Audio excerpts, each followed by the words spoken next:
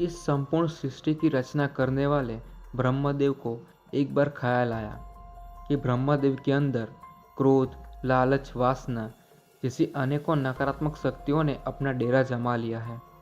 ब्रह्मदेव सोचते हैं, यदि वे इन सभी नकारात्मक प्रभाव से दूर नहीं होंगे तो उनके बनाए जीवों पर भी उनकी इस नकारात्मक ऊर्जा का प्रभाव पड़ने लगेगा।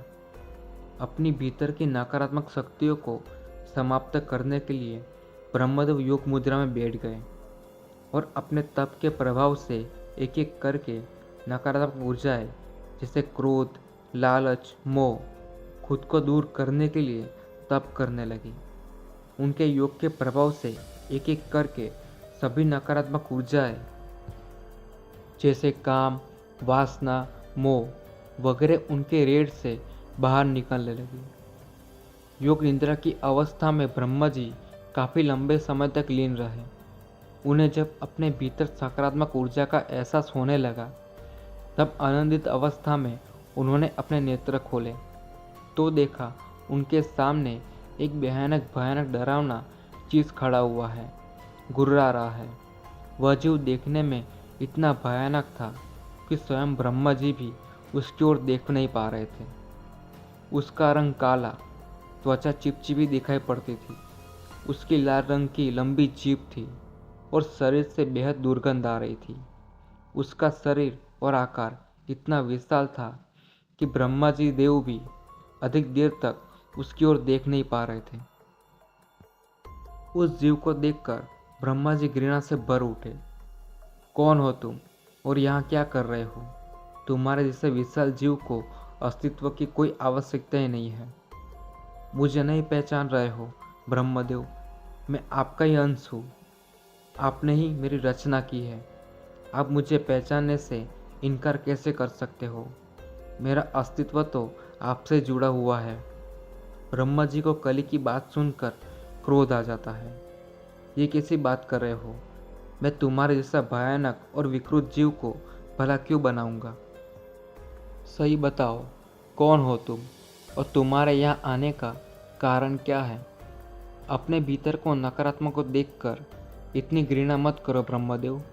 याद करो आपकी भीतर की काम, वासना, लोभ, लालच जिन्हें योग के माध्यम से आप अपने शरीर से बाहर निकल रहे थे, उन्हीं ऊर्जाओं से मेरा निर्माण हुआ है। देखो मुझे और एहसास करो भीतर से तुम कितने भयानक और बदसूरत हो। मेरी ओर 2 पल भी देखना तुम्हें अच्छा नहीं लग रहा है ना? किंतु मैं तुम्हारी सच्चाई हूँ। कली की बात सुनकर ब्रह्मा जी और ज़्यादा क्रोधित हो जाते हैं। तुम्हारे शरीर की तरह तुम्हारे मन और जुबान भी उतनी गंदी है। सीधे कहो, क्या चाहते हो तुम इस संसार से? धर्म और अच्छाई का विनाश करना चाहता हूँ। आप और समस्त देवता मिलकर धर्म को संसार में स्थापित करना चाहते हो ना? इस धर्म को अधर्म में बदलकर सबको दूषित करना चाहता हूँ मैं। मुझे नफरत है उस मनुष्य से जो ईमानदारी और सादगी से अपना जीवन बिता रहे हैं। मुझे नफरत है उन लोगों से जो पूजा पाठ करते हैं और धर्म कर्म को ही अपना जीवन का लक्ष्य समझते हैं। साधु, संत, मुनि इन सभी का धरती से सफाया करना चाहता हूँ मैं। कली नाम है मेरा कलयुग का भगवान मैं ही हूँ। अधर्म का स्थापन बनूंगा मैं और धरती पर पाप, लोभ, लालच और बेईमानी को हर प्राणी तक पहुँचाऊंगा। धरती पर जितना धर्म, पाप, लोभ और कुकृत्य बढ़ेंगे उतना ही मुझे बल मिलेगा और देखते ही देखते पूरे लोक का स्वामी बन जाऊंगा मैं। देवता सिर्फ देखते ही रह जाएंगे और संसार पर एक राक्षस का राज्य होगा। क्या कहा? मेरी बनाई सुंदर सृष्टि को अधर्म से कलंकित करोगे तुम, अधर्म का प्रचार करोगे। तेरा इतना दुस्साहस, मैं अभी तेरा नाश करता हूँ। इतना कहकर ब्रह्मा जी ने कुछ पलों के लिए अपनी आंखें बंद की और अगले ही पल कालकूट विष का प्याला उनके हाथों में आ गया। इससे पहले कि कालकूट विष कली को स्पर्श कर पाता, कली वहां से भागकर क्षीर सागर में छिप जाता है। ब्रह्मा जी ने जब देखा कली पुरुष क्षीर सागर में जाकर छिप गया है तो उन्होंने कालकूट विष को क्षीर सागर में मिला दिया ताकि उस विष को पीकर कली की मृत्यु हो जाए।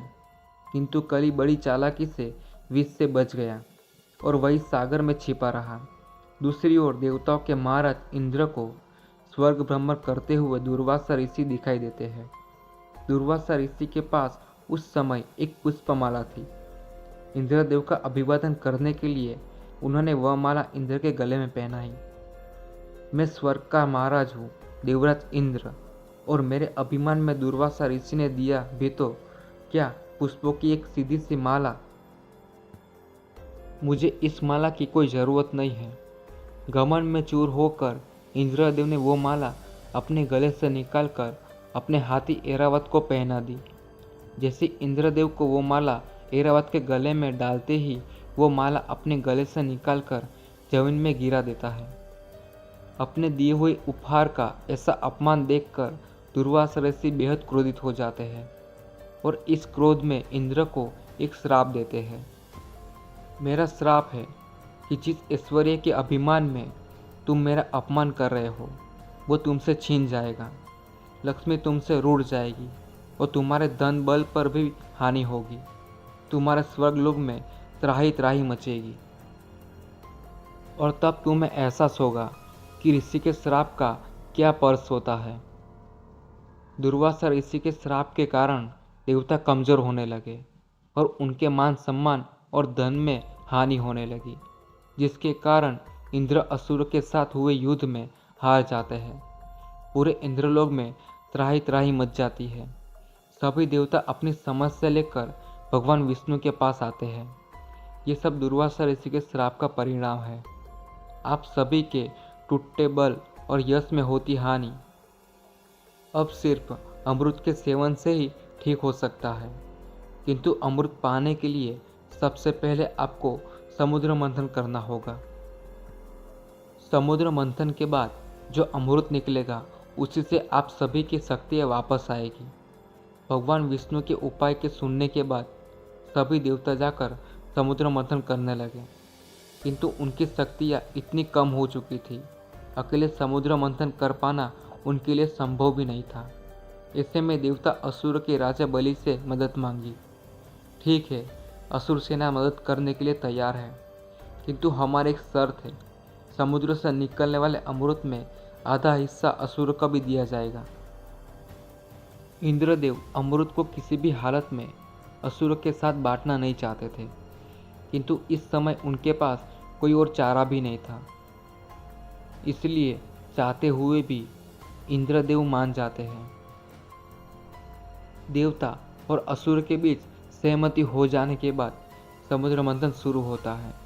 क्षीर सागर में ब्रह्मा जी से बचने के लिए छिपा हुआ राक्षस कली जब असुरों को समुद्र मंथन करते हुए देखता है तो वो भी उनके साथ भाग ले लेता है।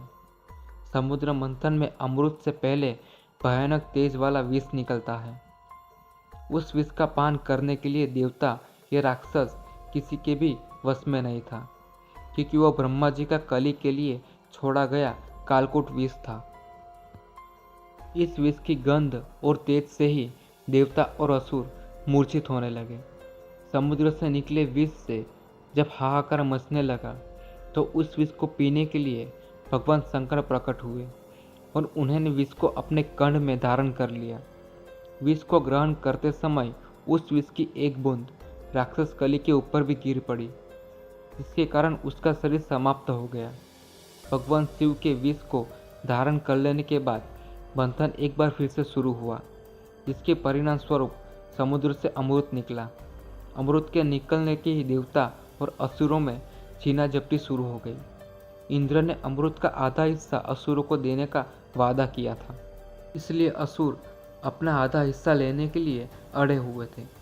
असुरों को अमृत नहीं दिया जा सकता।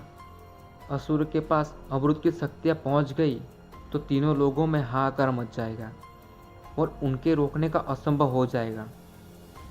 अमृत असुर को देकर उन्हें अमृत का वरदान नहीं दे सकते। अमृत को असुरों से बचाने के लिए भगवान विष्णु ने एक चाल चली और वो मायावी मोहिनी का रूप धारण कर वहाँ पहुँच गए। अपने सामने एक मोहिनी को स्त्री को देखकर असुरराज बलि उस पर मोहित हो गया। स्त्री के समूह में वह इस कदर बंध गए थे कि देवताओं के बाद अमृत पीने के लिए तैयार हो गए। देवता और असुर लाइन से अमृत पाने के लिए एक पंक्ति में बैठ जाते हैं।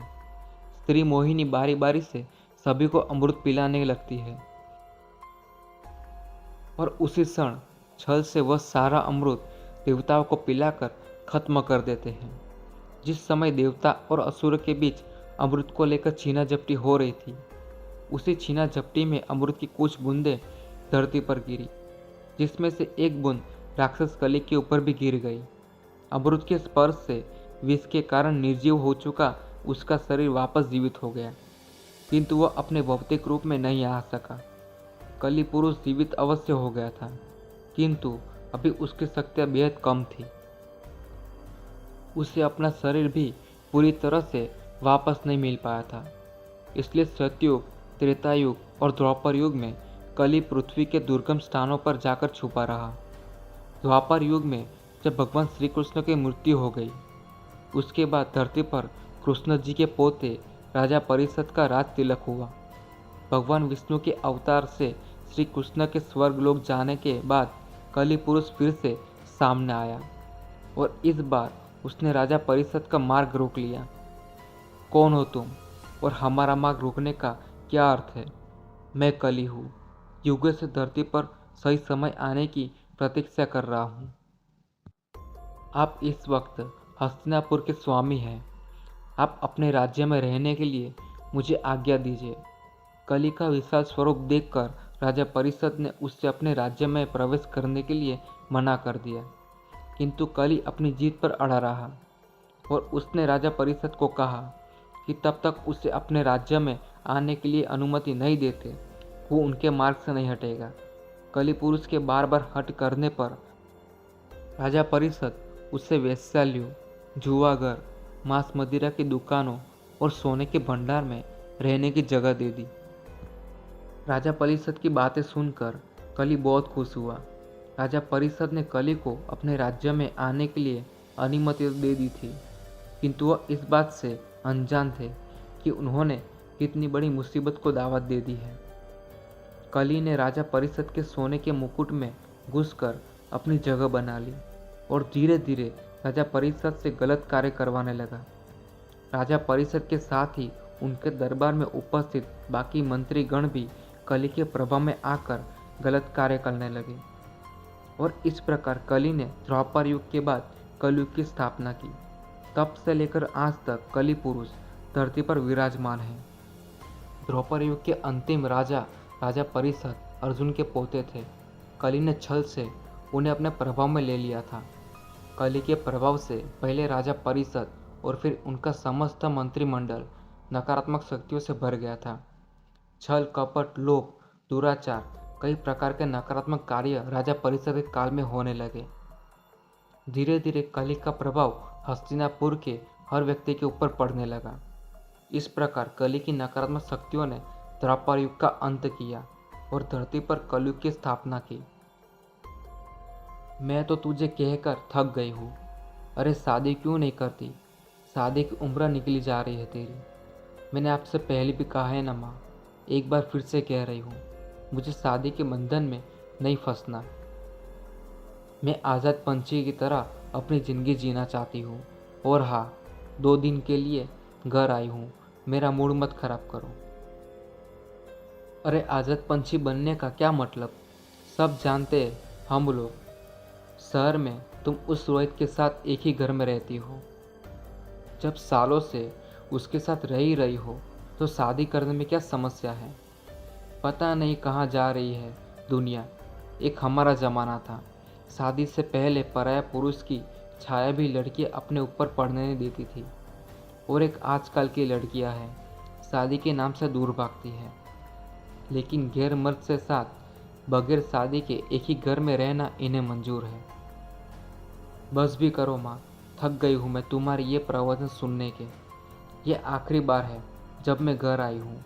आज के बाद भूल जाना कि आपकी कोई बेटी भी है।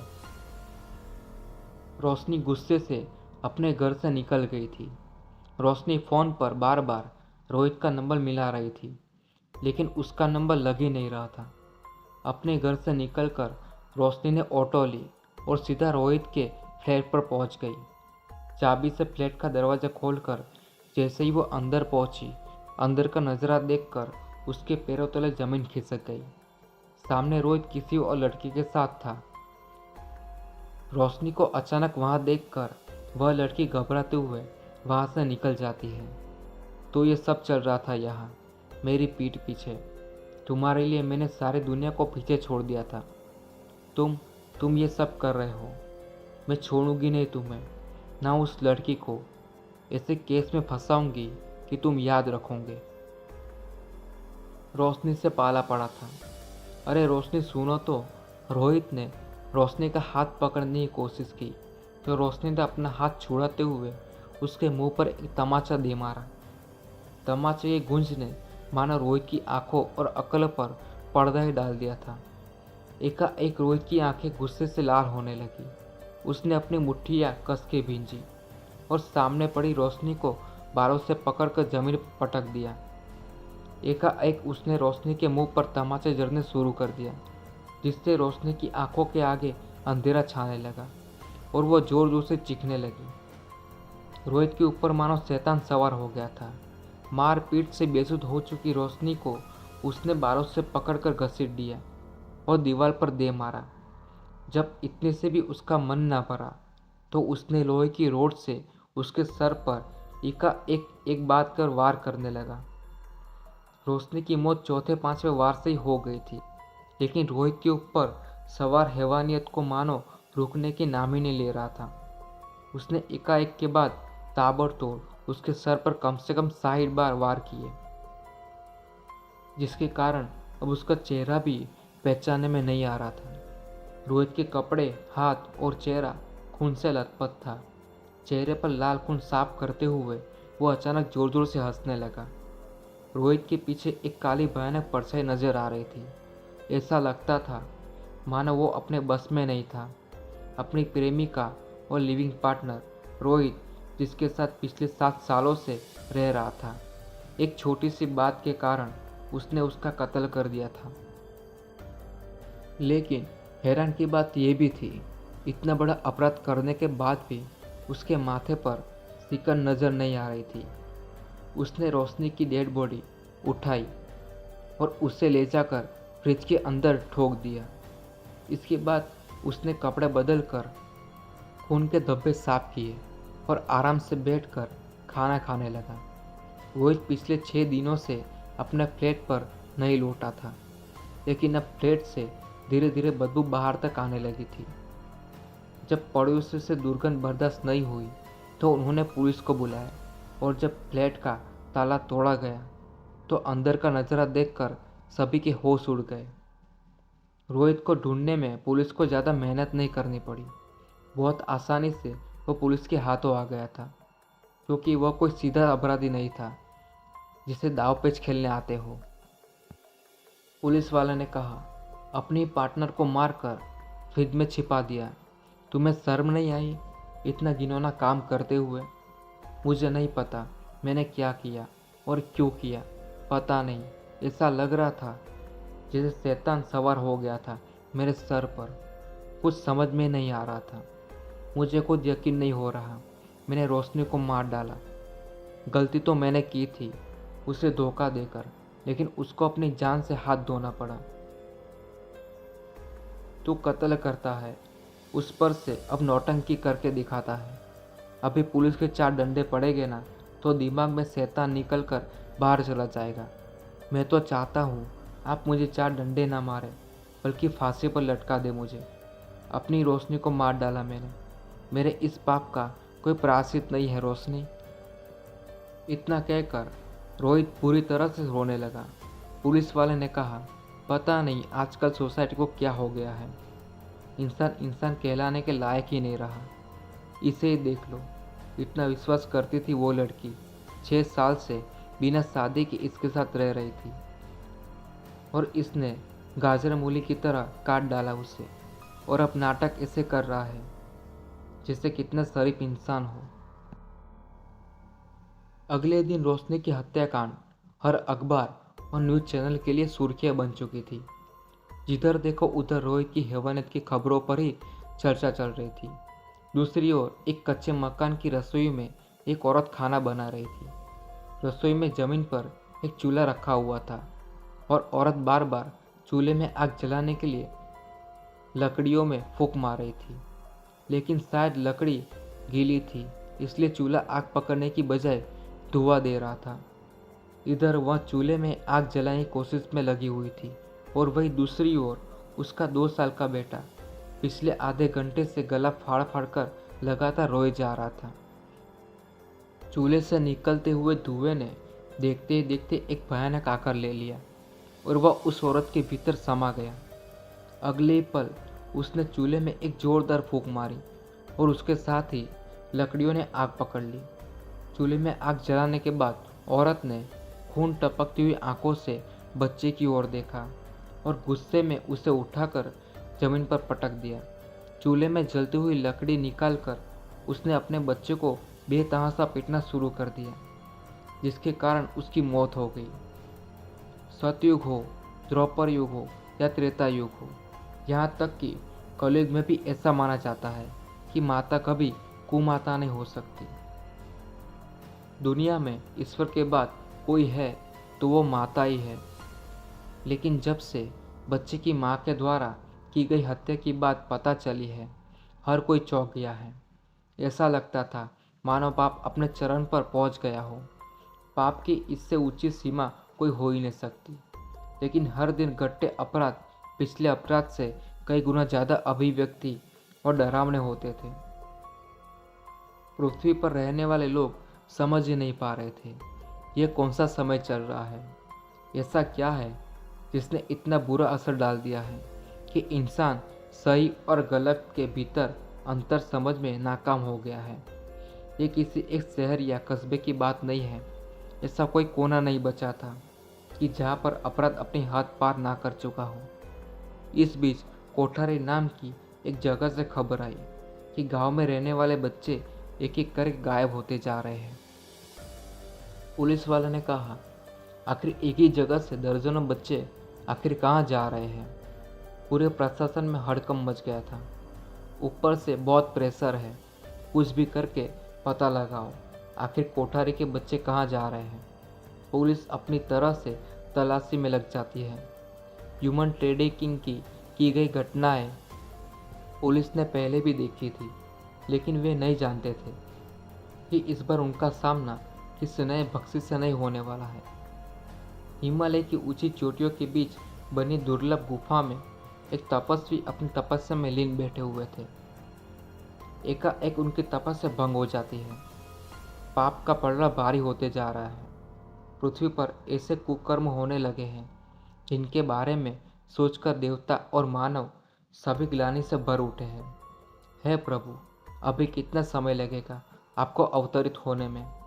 पृथ्वी लोक से आते अधर्म को ही अठस और पीड़ितों की त्राहिमाम की आवाज़ अब मन को विचलित कर रही है। ये तो पूर्वज निर्मित था कि कलयुग असुर कली का युग है। इस युग में होने वाले समस्त अधर्म, पाप, हत्याकांड, लूट इत्यादि जो भी ऊर्जा उत्पन्न होती है वह नकारात्मक ऊर्जा है। इसी नकारात्मक ऊर्जा से कली को बल मिल रहा है। इसलिए जब से कलियुग शुरू हुआ है, कली की शक्तियाँ लगातार बढ़ रही है।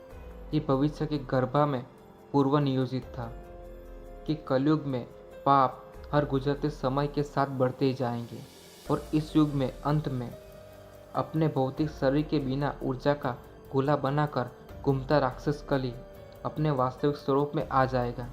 किंतु चिंता इस बात की है कि इस युग के अंत में अभी कई लाखों साल बाकी है, किंतु पाप समय पूर्व ही अपने चरम पर पहुंच गया है। मानव के वैचारिक मंदिरापान, वेश्यावृत्ति और बढ़ते अपराधों के कारण नकारात्मक शक्तियों से समय से पहले ही कली को इतनी शक्तियाँ प्राप्त हो गई है कि वो अपने वास्तविक रूप में आने के लिए छटपटा रहा है। कली की नकारात्मक कार्यों को करने वाले मनुष्यों को अपने बस में करने के लिए उनसे जन्य अजन्य पाप करवा रहा है, ताकि अधिक से अधिक नकारात्मक ऊर्जा उसे मिलती रहे और वह इस लोक का स्वामी बन सके। जो द्वापर युग में आपके श्री राम अवतार का भक्त हनुमान, मैं आपका आह्वान करता हूँ। प्रभु, आप अब अपनी सीमा से परे हो गए हैं। मनुष्य मनुष्य को मारकर खाने में लगा है। स्त्रियों को माँ दुर्गा के रूप में पूजने वाले मनुष्यों के बजाय उनके सम्मान को नोचने वाले की संख्या बढ़ चुकी है। कन्या अपने ही रक्त संबंधित पिता को बच्चों को जन्म दे रही है। इतने अधर्म के बीच मैं और तपस्या नहीं कर सकता। कली की सेना में पापी, अधर्म और संख्या हर गुजरते समय बढ़ती जा रही है। अभी अपने भौतिक रूप में नहीं आया है, परंतु वो अपने शक्तियों से इंसान पर काबू पा सकता है और मनुष्य को अधिक पाप और अधर्म के लिए प्रेरित कर सकता है। जितने भी गलत काम और पाप धरती पर बढ़ेंगे, कली पुरुष को उतनी शक्ति प्राप्त होगी। जब पाप अपनी चरम सीमा में पहुंच जाएगा, उस समय कली भौतिक रूप में आ जाएगा और इंसानों पर राज करेगा। आखिर कौन सामना करेगा राक्षस कली की असुरी सेना का? यह हनुमान जी के अलावा और भी है ऐसे योद्धा जो कली का अंत करने में भगवान कली अवतार की सहायता करेंगे। जानने के लिए देखना ना भूलें कली भाग 2। वीडियो को ख़त्म करने से पहले मैं एक बात आपको बताना चाहता हूँ कि हमारे चैनल खूनी फ्राइडे को सब्सक्राइब करना ना भूलें, ताकि कहानी का कोई भी अपडेट आप मिस ना करें। हर फ्राइडे खूनी फ्राइडे।